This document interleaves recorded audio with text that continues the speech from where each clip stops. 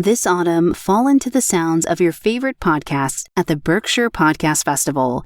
This October, I'll be meeting up with some of my favorite podcasts for peak fall foliage in beautiful Berkshire County, Massachusetts, and I want you to join me. I'll be live at the Berkshire Podcast Festival October 19th in North Adams, Massachusetts for an incredible podcast event and live show featuring tons of podcasts, including Justin from Generation Y, Lucy from Wine and Crime, Robin from The Trail Went Cold, and Charlie from Crime Lines, along with so many other talented shows. The Berkshires are conveniently located in western Massachusetts, which is just a quick trip from Albany, Boston, New York, Montreal, and Philadelphia. So if you're in those areas, please come and explore the world-class museums, the birthplace of farm-to-table dining, and the epicenter of the Gilded Age. And then soak up the sounds of some of your favorite podcasts for this weekend-long event. To buy tickets, see who's coming, and learn more about the Berkshires, go to berkshirepodcastfestival.com. And if you want to save 20% off of your tickets, you can use Fall Into the Sound right now. See you there. Before I start this episode, I wanted to give a very huge shout out of congratulations to our content editor, Jesse, and our audio producer, Neeks. They got married, and we are so excited and thrilled for them. So if you would like to send the happy couple a note of congrats and a donation towards their honeymoon, click the link in the show notes that is labeled Congrats Neeks and Jesse. Okay, enough of the business. On to the show.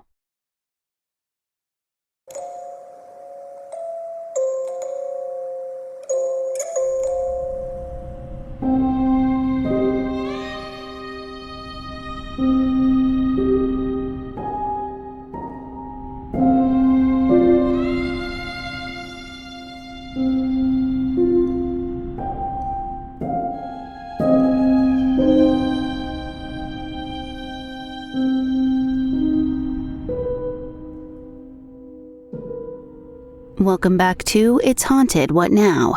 I'm your host, Lainey. Is it Halloween yet? Trick question. Here at It's Haunted, it's always spooky season. The veil between worlds may not be as thin the other 364 days in the year, but that doesn't mean there aren't stories to tell. So, turn the lights down, sit comfortably, and grab some candy, because today, you're in for a treat. Okay, ready to get spooked?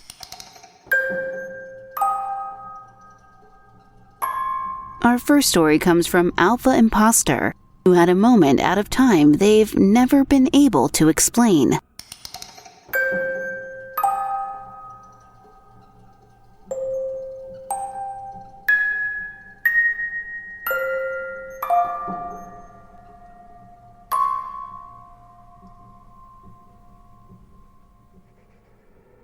Back in the mid-1970s, I was 8 years old and in the Scouts.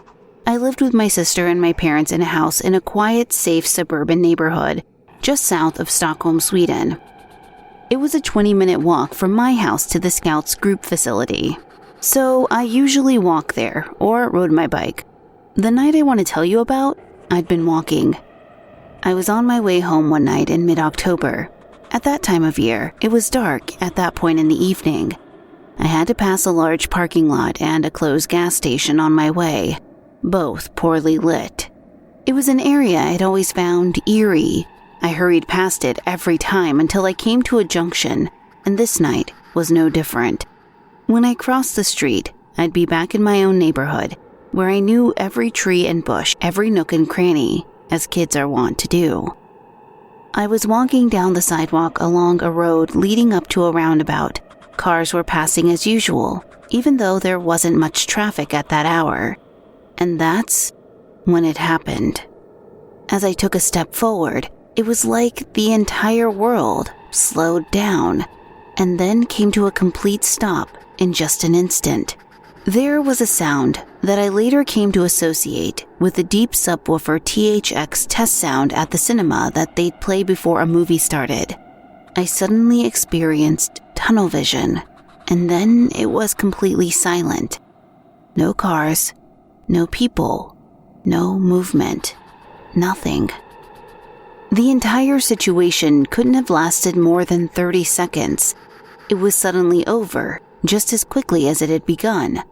My left foot, that had been frozen in midair the entire time, hit the ground with a certain finality. It was frightening, to say the least. Frightening, yet fascinating. Cautiously, I took a step forward, recovering from my shock. Nothing happened except that I stepped directly in a puddle of water. I realized then that it had started to rain and I was soaked to the skin. Only a few seconds before, it had been a clear and calm night, full of stars. I found the entire situation bizarre and hurried home. I couldn't wait to tell my parents what had happened, but as soon as I opened the door, I was met with both my parents in a sheer state of panic. They both asked in an angry tone where I had been. I became perplexed and defensive, so I stuttered that I'd been to the Scouts and then I went straight home. My mother pointed at the clock on the wall and told me to stop lying. The clock said 10 p.m. More than 1 hour had passed since I left the Scouts. Over and over again, I insisted that I had walked straight home, but my mother in her worry just grew angrier and angrier. Since I hadn't done anything wrong, I started getting angry at her in turn. I think that caught both her and my father off guard. I'd never responded that way to getting in trouble before. It was that, more than anything else, that made my father turn to my mother and say, "I think he's telling the truth." I'll never forget it, because I was so relieved to have someone believe me. When they realized I wasn't hurt or traumatized and behaved just as usual, my father told me that he'd walked down the exact same route I'd taken between the house and the Scout facilities 3 times, but I was nowhere to be found. They'd called the parents of all my friends looking for me and had been in the process of calling the police when I stepped through the door. They asked me again, more calmly, if something had happened along the way, but all I knew was what I remembered. The time was simply gone. It wasn't until years later when my father and I talked about it that I even remembered that this had happened. I insisted that things happened exactly as I'd originally told him all those years ago. He replied that he wanted to believe me, but the story was simply too fantastic to take in even after all these years had passed. He said, "You were gone, son, as if you simply had vanished from the face of the earth. You were missing for more than an hour. Where did that time go? Where did you go?" Needless to say, I was never able to give him an answer. It wasn't until later, once my father had died, that I found out my mother had a theory. When I brought it up, to my surprise, she laughed and said she always thought I had been abducted by aliens. I'm 55 now, and I still can't make heads or tails of that incident. I never saw anything that suggested what I experienced was alien. No strange lights or disc-shaped objects in the sky. There wasn't anything warped, like a glimmer or ripple in the air that maybe could have been like a portal. But believe me, I really wish I had seen anything like that, because then that experience could at least have made some kind of sense. However, to this day, I truly haven't got a clue what caused that lost hour, or what happened to me or around me during it. All I know is that it happened exactly the way I told you now. I've told my wife about it, but besides her and my parents, I've never told anyone else. However, I did write the entire thing down that same night it happened, and I later found out my mom did the same. So when I wrote this, I based it on my own memory, as well as corroborating it with both the accounts written down from that very night. What do you think? Any thoughts? If you have questions, feel free to ask. Okay, so I honestly don't know what to make of that. It doesn't make sense that none of your friends knew where you were and your parents couldn't find you on the route home, but by the sound of it, you were still close enough that you were only gone for under 2 hours. The noise and tunnel vision you described sounds more like something you might experience before a dizzy spell or fainting, but you definitely would have noticed that, and someone definitely would have found you if you passed out on the sidewalk. It's as if you just time traveled on the spot, completely at random. Honestly, I'm stumped, but I would give credence to your mom's theory of maybe it being alien related. I have no idea. Maybe they wiped your brain Men in Black style until you were just frozen in this state of semi-walking. The next story we have for you comes from an anonymous storyteller and just goes to show that you should always be aware of your surroundings.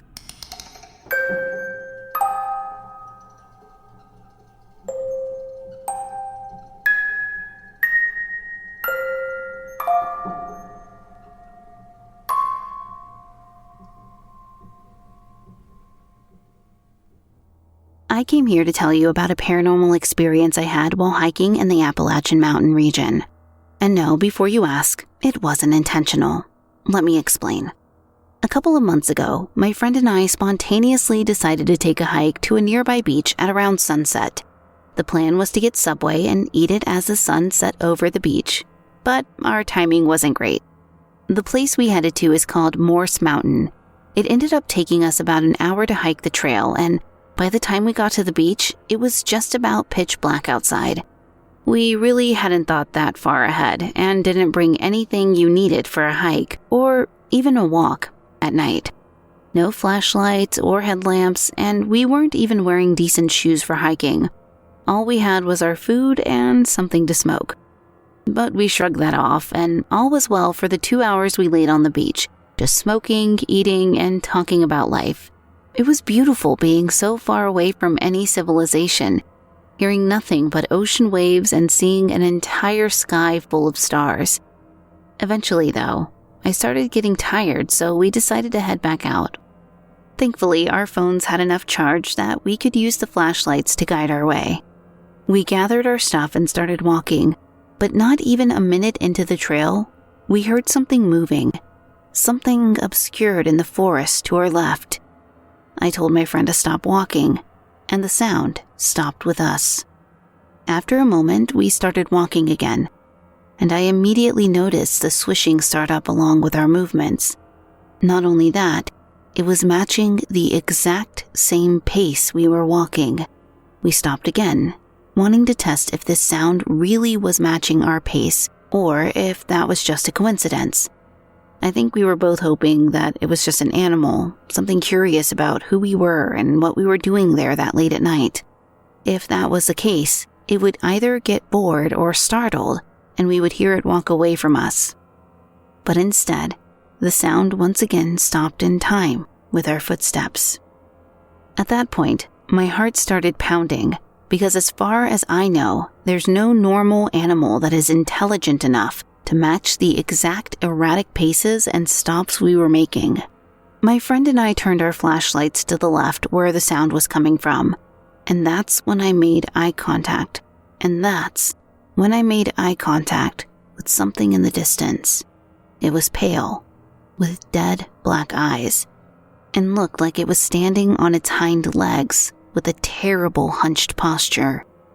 We quickly turned our flashlights back to the path directly in front of us. I said, "Please tell me that was an animal. Was it?" And my friend, in a very forced, monotone voice, responded, "No, we need to leave. Keep your eyes forward." I wasn't going to challenge that, and did as I was told. Even then, for the rest of the hike, the trees and branches looming over the path in the darkness looked like strange symbols, and some even looked like nooses.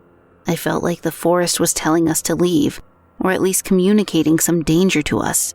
After about an hour, we finally made it back to the car, and I asked my friend if they had noticed anything strange about the trees. They described the symbols exactly as I had seen them. Once we were finally on our way home, my friend called their mom from the car. She was concerned, but said, "I'm just happy you weren't in the Appalachians." But you've read the start of the story, so you know what comes next. The next morning, my friend called me and just said, "We are idiots. We were in the Appalachians last night."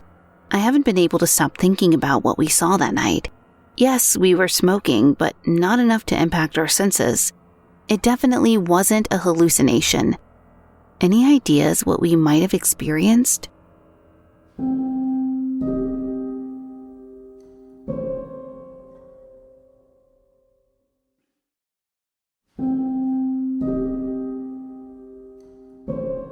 I think maybe you shouldn't go into the woods again. I personally think I might never go into the woods again. Actually, I know I won't.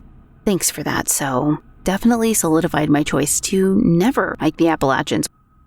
Your friend had the right idea. Don't make eye contact and get out of there as quickly and carefully as you can. And count yourself lucky that you didn't see enough to know what exactly was out there watching you. If you did, you likely wouldn't be here to tell the story. For real though, don't mess with the Appalachians and don't go hiking unprepared, especially at night. That's incredibly dangerous regardless of where you are, even if the local wildlife isn't out to harm you. The terrain itself definitely is. Story 3 is from ClearCat1617, who experienced something that absolutely was not in their job description.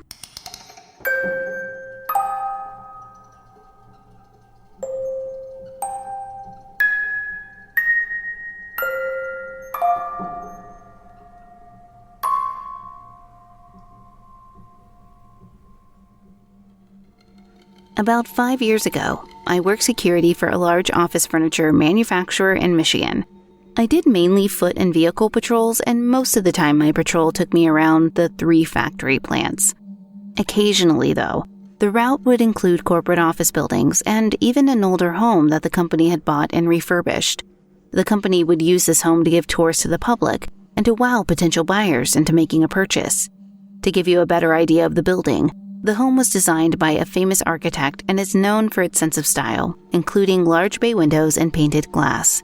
It was built in the early 1900s, but despite its age, there have never been any incidents or deaths in the home, as far as I'm aware anyway. I worked midnight shifts, which started at 11 p.m. and finished 8 hours later at 7 a.m. We had a storm rolling in the night of one particular shift. At about 1:30 a.m. that night, the control operator received a signal from the fire panel at the home. When compared to prior alarms at night and the weather we were experiencing, it was presumed that the power had gone out, and when it came back on, that mistakenly set off the fire alarm. I was dispatched as a precaution to ensure everything was okay and to reset the fire alarm panel. I arrived at the home at around 1:45 a.m. and made my way inside. I'd been there a handful of other times, so it wasn't completely foreign to me. But fellow security guards had told me about weird occurrences that had happened around the house over the years. The main experience shared involved seeing the light on upstairs while a black silhouette of the figure stood in the window, watching them. There were also stories from tour guides who said the dolls in the nursery would be found in different locations from where they were last seen, even though no one else had entered that room. Needless to say, I was a little on edge. Anyways, I made my way to the basement, which is where the fire alarm panel was located, at around 2 a.m. I reset the panel and attempted to radio the control operator to see if the fault had reset. But my radio completely refused to operate. It was making weird noises when I tried to key it up and kept losing signal. I didn't really think anything of it and pulled my phone out to contact the control operator that way instead. I was able to establish a phone call, but it kept cutting out and had a lot of feedback until the call finally dropped and my phone went into SOS mode. I decided to do a walkthrough of the house since I was already there and wanted to kill time. I went back upstairs and walked through the kitchen, into the dining room, and into the living room. The large windows I mentioned earlier are primarily in the living room. The lights were old in the home and they were operated by buttons on the wall and not switches, but I elected to just use my flashlight. I walked into the living room and did a quick once-over of the room with my flashlight. For a split second, in the reflection of the bay window, I could see an old man seated in a chair, sitting less than 5 feet away from me. He was staring at me through the reflection with an eerily emotionless face. I doubled back, questioning what I just saw. The image of the old man's face was burned into my mind, but on further inspection, there was nothing and no one there. I immediately felt uneasy and paused momentarily, but elected to continue my walkthrough of the home. The staircase was beside the living room and went up to a landing about 10 feet long, which then proceeded to another staircase to the second floor. I climbed the stairs and onto the landing. As soon as I did, a feeling rushed over me that I can't describe. It was like in the movies. All of the hair on my body stood up. My face went cold as all the blood rushed away, and I had an immediate sense of danger. I can't put it into words. Needless to say, at that point, I sprinted out of the home to my patrol vehicle and sped off without looking back. Once I got back, they pulled the video footage of me sprinting out of the house, and it was a joke among my coworkers for a while. But I know what I saw. I know what I felt. Sometimes I wonder if the people working there now have been told about my weird and interesting story. I wonder if any of them ever had their own encounters or experiences. Who knows?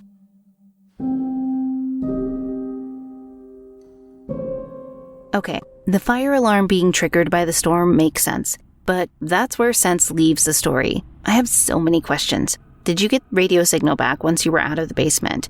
Did your phone get signal back? Were there any disruptions to the security cameras before they captured you running out? The tidbit about the dolls moving around is also upsetting because everybody knows how much I hate dolls, and so I hated reading that. I'm not sure if it's worse to think of the spirit of the old man aimlessly placing things around the home or a whole silent family haunting its stormy corridors. I am not a fan at all of any of this. Similar Mushroom 627 rounds us out with someone or something following in their family's footsteps.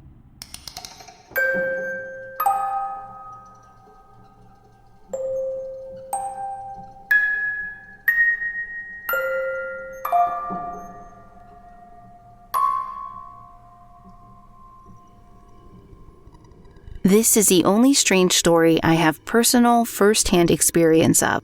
I wouldn't exactly call it a ghost story. It's more like a demon or devil story. This happened at the first house I ever lived in, when I was, I guess, around 10 or 11 years old. Me and my family were packing up and loading my mom's Honda Odyssey, ready to make our way to our favorite place, Holiday World. Once we were finally ready to load ourselves into the car, I turned back to the house, and that's when I saw it.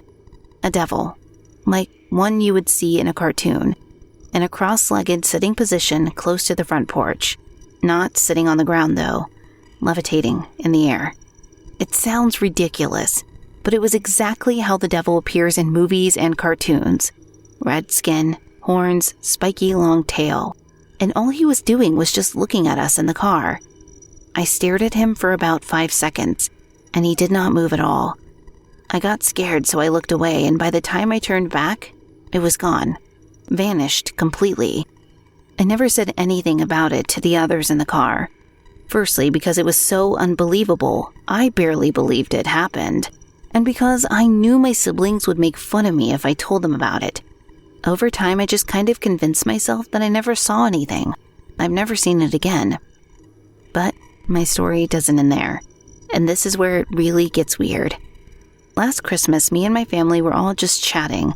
When the topic turned to ghost stories, everyone was sharing their own experiences, and my grandma told a story about when her brother died. Then it was my mom's turn, and I couldn't believe what she had to say. She told us that, when she was young, she saw a red devil levitating cross-legged near some bushes outside her childhood home in California. I was floored. I knew I had never told anyone about the devil I had seen myself, and I wasn't planning on telling anyone because I convinced myself that it wasn't a real encounter. As soon as my mom finished talking, I proceeded to tell her my own story and got descriptive about exactly what I saw. As I described everything, I could see my mother get increasingly, genuinely scared. I don't think I have ever seen her so truly scared. She said the description I gave was exactly what she had seen when she was growing up so many years earlier. Mind you, my mom grew up in California, but by the time I was born, we were in Tennessee. If it was the same being, this demon or ghost must have followed us halfway across the country. Is it a demon? What else could it be? Should I be more scared about this?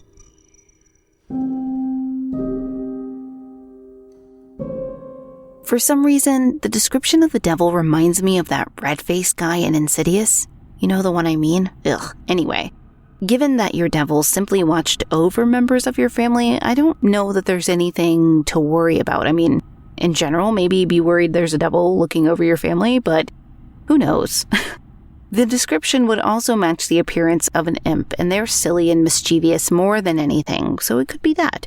It might be that you just have a bonus Fae adjacent family member, and that's not always a bad thing. Well, that does it for this episode, unless you're an Apple subscriber, in which case, stay tuned after the credits, where you'll get to hear 2 additional stories as a special treat. Well, that does it for this episode. If you'd like to submit your own personal spooky tale to be read on the show, head to hauntedpod.com and click on the link to submit your story. You can also email me, hauntedpod@gmail.com. Thank you for listening. If you enjoyed this episode, please leave a positive review on Apple Podcast or your podcast player of choice. It really does help. You can find us on Twitter, for now, at podcast_haunted, Instagram at It's Haunted What Now, or at hauntedpod.com. Production assistance by Jesse Hawk. Writing assistance by Meg Williams and Jesse Hawk. The official composer and audio smith for the show is Neeks at We Talk of Dreams. Check him out on Twitter at We Talk of Dreams or WeTalkOfDreams.com. Until next time. Did you hear that?